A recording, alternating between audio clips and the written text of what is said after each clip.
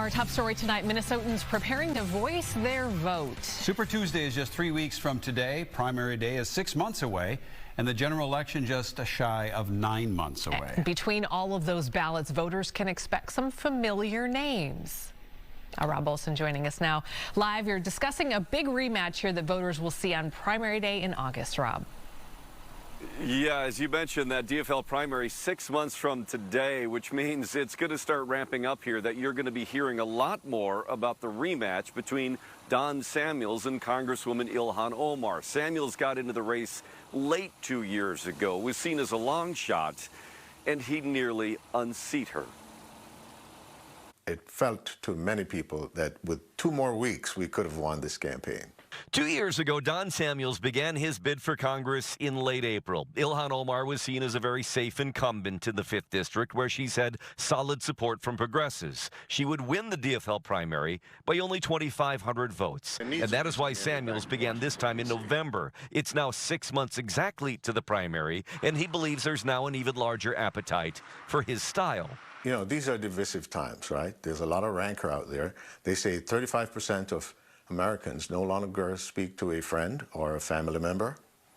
And so there's a lot of tension being driven by political leadership.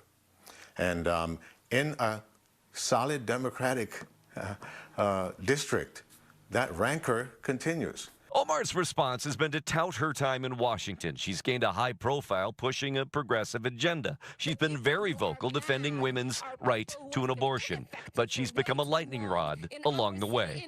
He poses a serious challenge to her. Professor David Schultz sees Omar's race as one of the highest profile in the nation, and it is for a primary. That her stance on the Israel-Hamas conflict solidifies her support in some corners, but alienates it in others. Ilhan Omar has taken on such a national status for her support of the Palestinians and criticism of Israel that I think this is going to be a race that attracts incredible amounts of national attention, as it already has, and a lot more national money. As for Samuels, he knows the spotlight will only grow and national attention could be tough for both of them.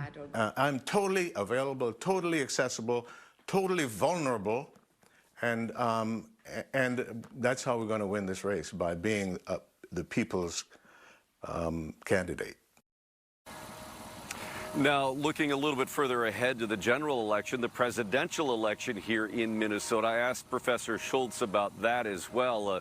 A likely rematch here between Presidents Trump and Biden.